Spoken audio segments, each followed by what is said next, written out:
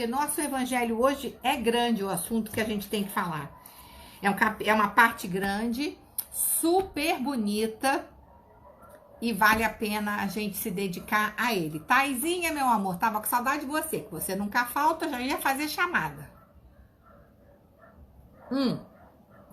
Então vamos lá, gente, porque parece que mas eu botei na lista de transmissão. Parece que o evangelho de hoje que eu vou falar, gente, é perfeito para esse momento da humanidade, com essas crises que a gente está tendo, de racismo e de que somos todos iguais. Vânia tá me dando uma cola aí perfeita, é isso aí. É capítulo 7, os pobres de espírito, e é o orgulho e a humildade. Gente, não é um capítulo curto, tá? Nós vamos demorar um pouquinho nele, mas eu quero falar esse item 11 inteiro, porque ele é bacanérrimo e nos traz várias reflexões. Olha só, o orgulho e a humildade. Que a paz do Senhor seja convosco, meus queridos irmãos. Aqui venho para encorajar-vos a seguir o bom caminho. Os pobres espíritos que habitaram outrora a terra, conferiu Deus a missão de vos esclarecer. Bendito seja Ele pela graça que nos concede, a de podermos auxiliar o vosso aperfeiçoamento. Que o Espírito Santo me ilumine e ajude a tornar compreensível a minha palavra, outorgando-me o favor de pô-la ao alcance de todos. Antes eu devo dizer que essa é uma comunicação de 1863 por um espírito chamado Lacordaire, tá? O médium era Lacordaire e a pessoa que fala é Constantina. Então é um espírito falando com a gente na época que Kardec codificou as partes para o evangelho, tá? A humildade é uma virtude muito esquecida entre vós. Bem poucos seguidos são os exemplos que dela se vos tem dado. Entretanto, sem humildade, podeis ser caridosos com o vosso próximo? Oh, não, pois que este sentimento nivela os homens, dizendo-lhe que todos são irmãos, que se devem auxiliar mutuamente e os induz ao bem. Sem a humildade, apenas vos adornai de virtudes, né? Sem a humildade, a gente só se enfeita de virtudes que não possuímos, né? Que não possuís. Pois se trouxesses um vestiário para ocultar as deformidades do vosso corpo, lembrai-vos daquele que vos salvou. Lembrai-vos da sua humildade, que tão grande o fez, colocando acima de todos os profetas. Então, já começa a dar logo, né, um pá na cara da gente, que não é aquela humildade que a gente faz para ficar bem na fita. É a humildade verdadeira como a do Mestre Jesus, que era o ser de mais luz que a gente já teve aqui na Terra e o quanto ele era humilde. O orgulho é o terrível adversário da humildade. Se o Cristo prometiu o reino dos céus aos mais pobres é porque os grandes da terra imaginam que os títulos e as riquezas são recompensas deferidas a seus méritos e se consideram de essência mais pura do que a do pobre. Julgam que os títulos e as riquezas lhes são devidos, pelo que, quando Deus lhe retira, o acusam de injustiça. Irrisão e cegueira, pois então Deus vos distingue pelos corpos? O envoltório do pobre não é o mesmo que o do rico? Terá o Criador feito duas espécies de homens? Tudo o que Deus faz é grande e sábio. Não lhe atribuais nunca as ideias que os vossos cérebros orgulhosos engendram. Então, a gente tem que fazer uma pausa aqui, que tem muito essa coisa do pobre, do rico no evangelho, mas pensa que quando Jesus veio, e mesmo em 1800, quando acontece a codificação de Kardec, ainda éramos muito de castas. Se hoje ainda somos, quanto mais para trás na humanidade, mais era. Então, assim, essa coisa do sangue azul da nobreza. A nobreza tem sangue azul. Pois se você tiver um corte, a rainha da Inglaterra, ou eu, ou seja lá quem for, vai todo mundo sangrar vermelho do mesmo jeito, não tem essa de sangue azul. Então, é muito interessante quando ele fala, teria feito o Criador duas espécies de homens? Não, assim como também não o negro, o branco, o japonês, o chinês, o transexual, o homem e a mulher, fisicamente, somos todos iguais. Deus não fez ninguém de uma construção diferente. É nesse sentido que ele está falando aqui. Ó rico, enquanto dormes sobre dourados tetos, ao abrigo do frio, ignoras que jazem sobre a palha milhares de irmãos teus, que valem tanto quanto tu. Não é teu igual o infeliz que passa fome? Ao ouvires isso, bem o sei, revolta-se o teu orgulho. Concordarás em dar-lhe uma esmola, mas em lhe apertar a mão fraternalmente, nunca. Pois que, dirás eu, de sangue nobre, grande da terra, igual a este miserável coberto de andrajos. Vã utopia de pseudo-filósofos. Se fôssemos iguais, por que o teria Deus colocado tão baixo e a mim tão alto? É exato que as vossas vestes não se assemelham, mas tirem a roupa. Ambos, que diferença haverá entre vós? A nobreza do sangue, dirás. A química, porém, ainda nenhuma diferença descobriu entre o sangue de um grão-senhor e de um plebeu, entre o do senhor e do seu escravo. Quem te garante que tu também já não tenha sido miserável e desgraçado como ele, que também não hajas pedido esmola, que não a pedirás um dia a esse mesmo a quem hoje desprezas? São eternas as riquezas? Não desaparecem quando se extingue o corpo, envoltório perecível do teu espírito? Lança sobre ti um pouco de humildade, põe os olhos afinal na realidade das coisas deste mundo, sobre o que dá lugar ao engrandecimento e ao rebaixamento do outro. Lembra-te de que a morte não te poupará, como a nenhum homem, e que os teus títulos não te preservarão do seu golpe, que ela te poderá ferir amanhã, hoje a qualquer hora. Se te enterras no teu orgulho, ó, quanto então te lamento, pois bem digno de compaixão serás. Então, principalmente numa época que nunca uma pessoa que tivesse uma condição nobre falaria, apertaria a mão de um mendigo, abraçaria alguém que fosse humilde. É como se as pessoas tivessem uma doença contagiosa, né? Se hoje ainda há uma grande diferença social, mas graças a Deus cada vez menos, imagina 2000 anos atrás, imagina há 100 anos atrás, né? A escravidão no Brasil, ela foi abolida há pouquíssimos séculos atrás. Então, vê se na época da escravidão um senhor apertaria a mão de um escravo.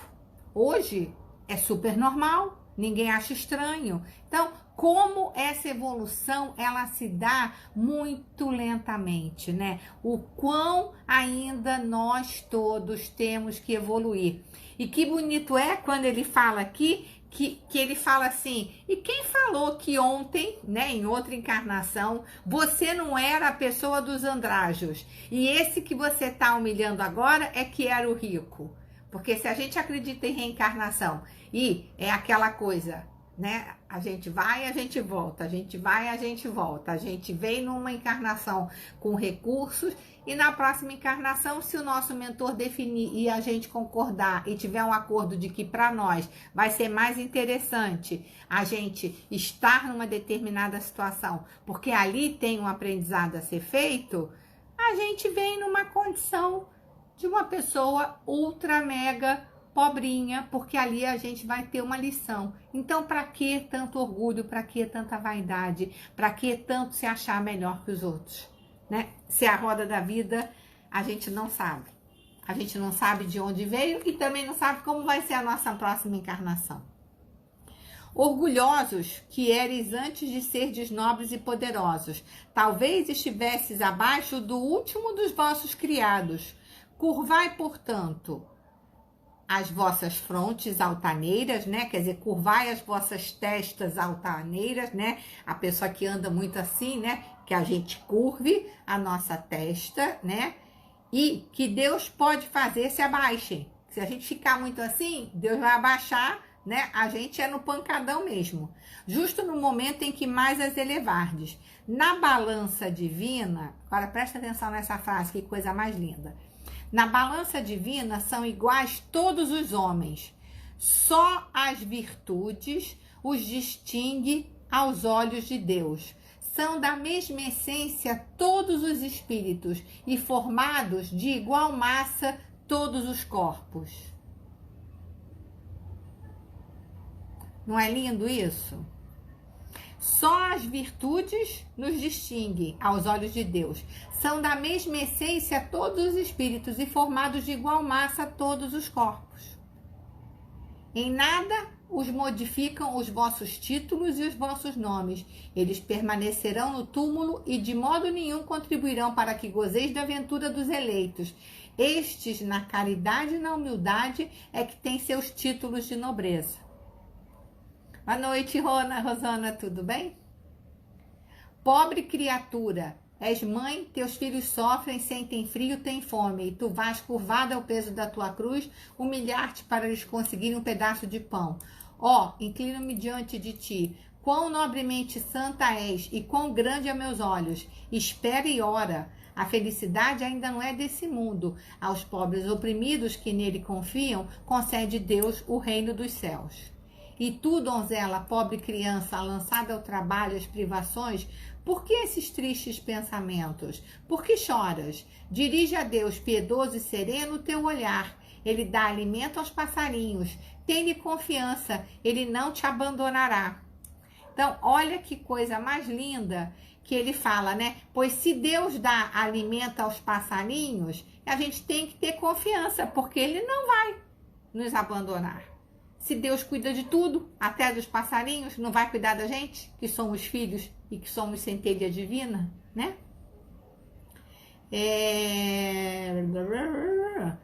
O ruído das festas, dos prazeres do mundo, faz bater-te o coração. Também desejaras adornar de flores os teus cabelos e misturar-te com os venturosos da terra. Dize de ti para contigo que, como essas mulheres que vês passar, despreocupadas e risonhas, também poderias ser rica. Ó, cala-te, criança. Se soubesse quantas lágrimas e dores inomináveis se ocultam sobre esses vestidos recamados, quantos soluços são abafados pelos sons dessa orquestra rumorosa, preferirias o teu humilde retiro e a tua pobreza.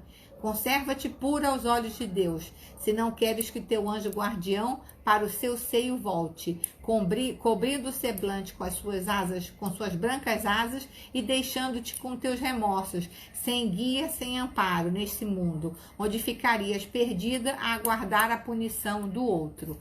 Então, quantas vezes as pessoas não têm ilusão de que porque uma determinada família de uma classe social que a gente vê a vida instagramável, né? Que eu vivo falando sobre isso. Uma coisa é a vida de palco, outra coisa é a vida de bastidor. Então a gente vê aquela família que vive viajando, no luxo, na riqueza e tal, e a gente fala, nossa, quanta felicidade, né? Quanta abundância, né? Quanta riqueza, né? Por que eu não tenho essa abundância toda, essa riqueza toda? Mas os problemas, as complicações, as dificuldades de relacionamento, os problemas de saúde são de todos. Não é porque a pessoa tem recurso financeiro quer dizer que a vida dela seja um mar de rosas. Muitas vezes pode estar com muito recurso financeiro e com muita paz, muito pouca paz de espírito. E outras vezes, as pessoas mais simples podem ter paz de espírito. Mas eu volto a repetir aqui o que eu sempre digo. Deus nos quer abundante. Deus quer que a gente seja a nossa melhor versão. Que se a gente tem capacidade de ganhar 10, a gente trabalhe para ganhar 10. Se a gente tem capacidade de ganhar 5, a gente trabalhe para ganhar 5. Se a gente tem capacidade de ganhar 100, que a gente trabalhe para ganhar 100. Cada um na sua potência máxima. Porque não tem nada de errado em você trabalhar honradamente, dar o seu melhor e fazer muito dinheiro. Até porque, eu sempre falo esse exemplo e vou continuar repetindo, Madre Teresa de Calcutá era uma mulher muito abundante, porque ela tinha tanta força moral, ela tinha tanta firmeza, tanta firmeza e ela tinha uma seriedade tão grande que todo mundo colaborava com as causas dela. E ela conseguia arrecadar muitíssimo dinheiro, que ela empregava maravilhosamente bem. Se Madre Teresa de Calcutá não fosse tão abundante, será que ela conseguiria ter feito o trabalho lindo que ela fez? Então não tem problema nenhum em ser abundante. O problema é quando você é uma pessoa que não sabe usar o dinheiro com sabedoria. Então você pode ser uma pessoa humilde que ganha pouco e não saber usar o seu dinheiro com sabedoria. Como você pode ser um milionário que ganha muito e saber usar o seu dinheiro com muita sabedoria. E não faltam casos de milionários incríveis, patrocinando causas incríveis, ajudando na cura, ajudando em remédio, ajudando em pesquisa, um dinheiro sendo muitíssimo bem empregado. Então, que a gente pare com essa história de achar que todo rico é ruim e todo pobre é bom. Não é disso que a gente fala no Evangelho. Não confundam as estações. A humildade sempre. O orgulho não nos leva a nada. Mas a humildade no sentido moral. Isso é o que é disso que Deus gosta. Quando a gente não se põe numa posição melhor do que ninguém. Né? E a energia do dinheiro é uma energia neutra. O dinheiro não é ruim, o dinheiro não é bom, o dinheiro é neutro. Se o dinheiro estiver nas mãos de uma pessoa boa, o dinheiro vai ser muito bom. Se o dinheiro estiver nas mãos de uma pessoa ruim, o dinheiro vai ser ruim, porque a energia do dinheiro é neutra. Quem dá o tom é quem tem o dinheiro. Então, se o dinheiro vem para a mão de pessoas que são boas, caraca, dá para fazer tanta coisa. Tem um atleta que eu amo de paixão, que é aquele judoca, esqueci o nome dele, não sei o que, Fábio Campos, o judoca. Esqueci o nome dele, não sei o que, Canto, eu acho, né? Cara, o trabalho social que esse menino faz nas comunidades, que foi inclusive nessa aula de judô que saiu a nossa campeã olímpica judoca. Ele faz um trabalho incrível. Ele é um menino muito próspero. Eu chamo todo mundo de menino, né? Porque eu sou mais velha, então eu acho eles todos uns meninos, né? Obrigada, Flávio Canto. Que trabalho bacanérrimo ele faz. Que trabalho bacanérrimo o Bernardinho, técnico de vôlei, faz.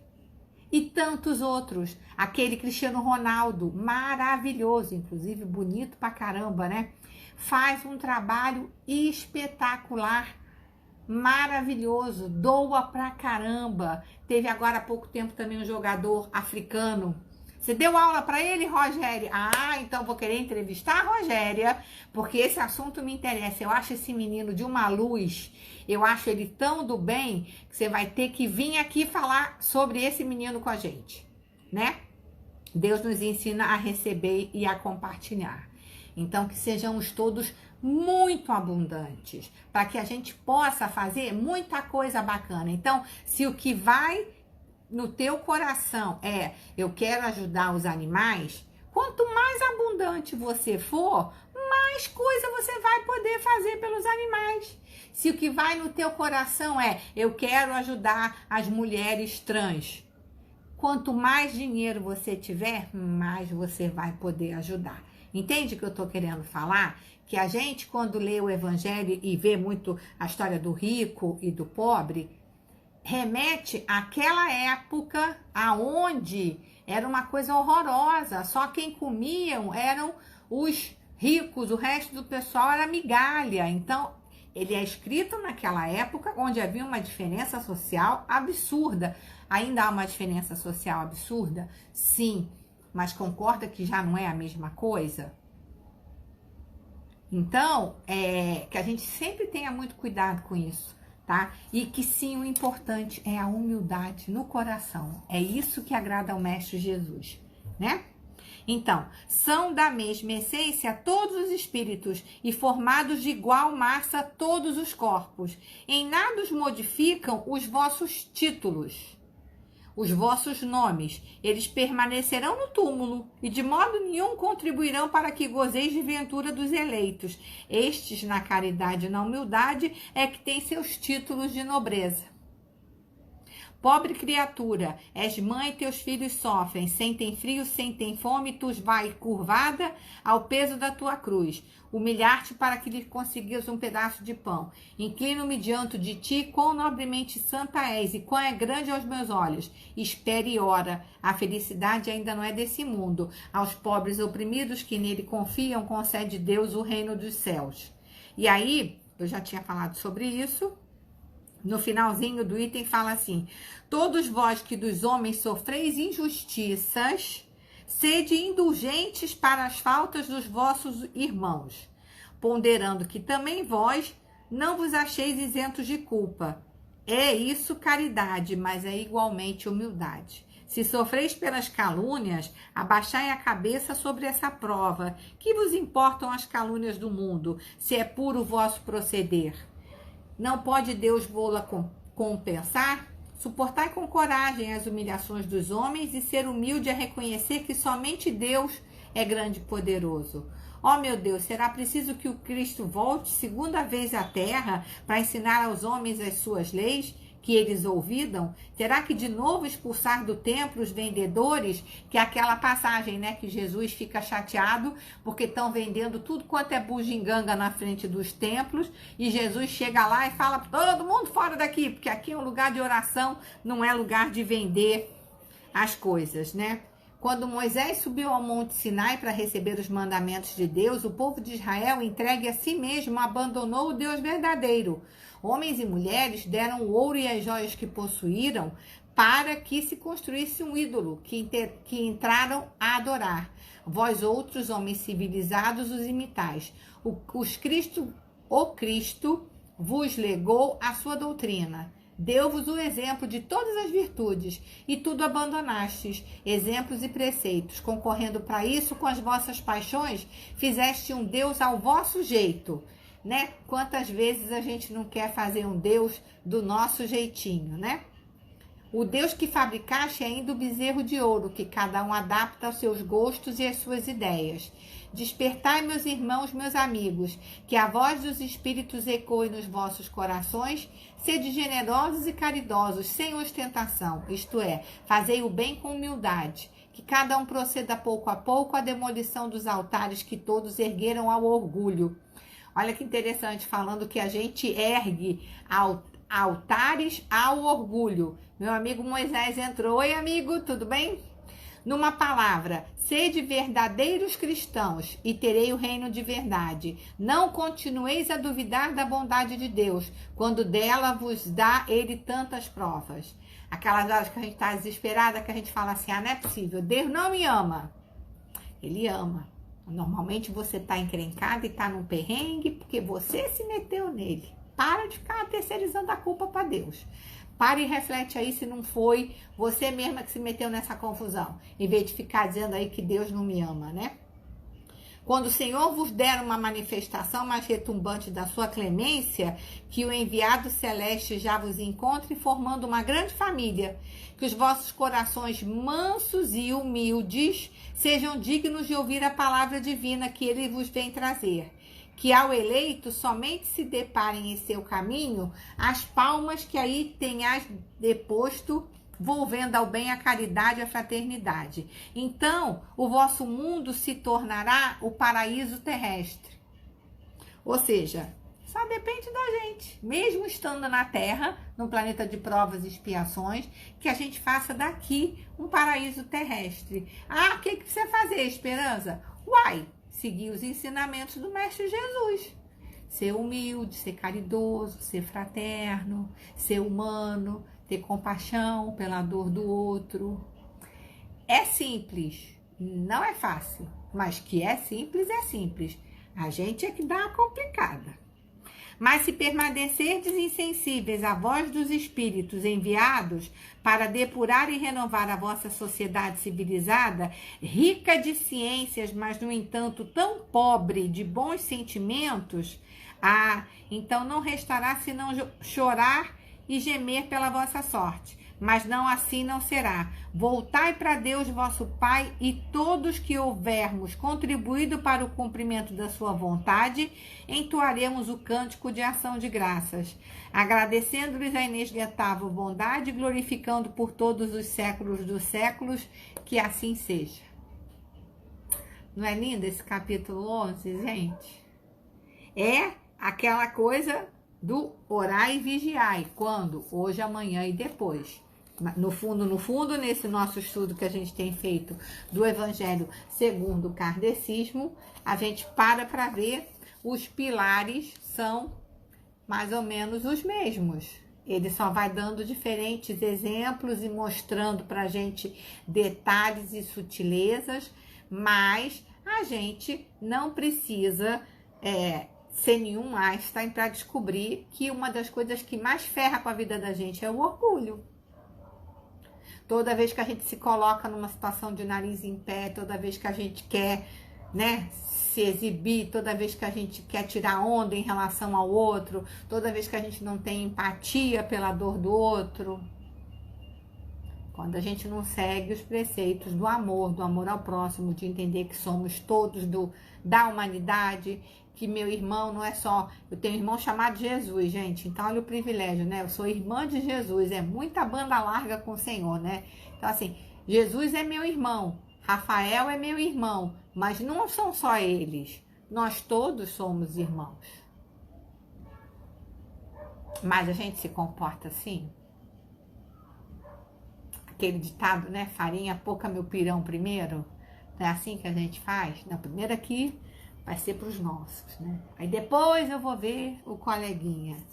É o que nos falta ainda, a gente perceber que só faz sentido quando todos estamos bem, né? Se a gente achava que eu só tenho que me preocupar comigo e dane-se a poluição na China, esse coronavírus mostrou pra gente que não dane-se a poluição da China, que tudo lá que eles fazem contra o meio ambiente e a morte do morcego misturado com cachorro, misturado com não sei o que, deu no que deu e o vírus veio parar no mundo inteiro. Então, sim, eu tenho que me importar com o meio ambiente do mundo, não só com o meu quintal, né? O vírus veio mostrar bem claramente isso pra gente, né? Que o problema que é lá do outro lado do mundo, um fuso horário de 12 horas, é um problema que chega até aqui. Que quando alguém queima uma árvore lá na Indonésia, repercute aqui para mim. Então, nós todos temos que nos cuidar, nos amar, nos proteger, respeitar a terra. E esse momento está sendo bem claro que alguma coisa a gente está fazendo errado. Para dar essa zica que deu e para todo mundo ter que ficar em casa. Todo mundo está em casa no cantinho do pensamento, né? Não estamos? Todo mundo em casa preso no cantinho do pensamento. Jesus colocou a gente assim. Custava ter cozinhado um morcego. Oh, meu Deus do céu. Né? Deus colocou a gente no cantinho do pensamento e ficamos nesse jeito assim, né? Vambora aí refletir, né? O que vocês estão fazendo com a vida de vocês, com o planeta, com essa correria, com esse desrespeito? E a gente que não é bobo nem nada tá pensando, né? Porque nós aqui do Pílula, nós estamos refletindo, estamos tentando aí a nossa mudança. Um dia de cada vez, pouco a pouco, a nossa reforma íntima, ontem, amanhã e depois, e assim seguimos. Beleza? Então era isso que eu queria falar. Uma delícia estar aqui com vocês mais um dia. E vamos fazer a nossa oração de saideira. Queria avisar para vocês que o tio Milton, marido da tia Ana Maria, já está em casa. Ela me mandou uma foto toda feliz. Saiu do hospital, saiu do CTI, se recuperou super bem. Ela mandou um beijo enorme para vocês. Tá lá cuidando dele. Ele tá bem, graças a Deus. Uma boa notícia pra gente, né? E vamos fazer a nossa oração pra gente ter um bom sábado. Amado Mestre Jesus, te agradecemos mais uma vez por estarmos aqui reunidas, falando em teu nome, estudando teu evangelho e tentando buscar cada dia fazer parte do seu exército. Que essa reforma íntima que nos é ainda tão difícil, mas que de pouquinho em pouquinho a gente vá amolecendo o nosso coração, a gente vá sendo mais humilde e a gente vá percebendo que só no ciclo do amor e da gratidão é quando a gente consegue crescer e evoluir. Cuida de todos nós, das nossas casas, de todos aqueles que oram por ti. Cuida de todas as famílias que estão com seus doentes, cuidando deles. Todos aqueles que estão trabalhando nos hospitais, todos os socorristas espirituais que estão amparando os desencarnados, que possamos passar por esse episódio do Covid e sair mais fortalecidos, mais irmãos, mais unidos e mais sabidos do que éramos antes. Fica conosco, cuidando de nós, que os nossos mentores estejam sempre pertinho da gente, para que a gente possa entender e intuir qual é o caminho que a gente deve seguir. Que assim seja, graças a Deus.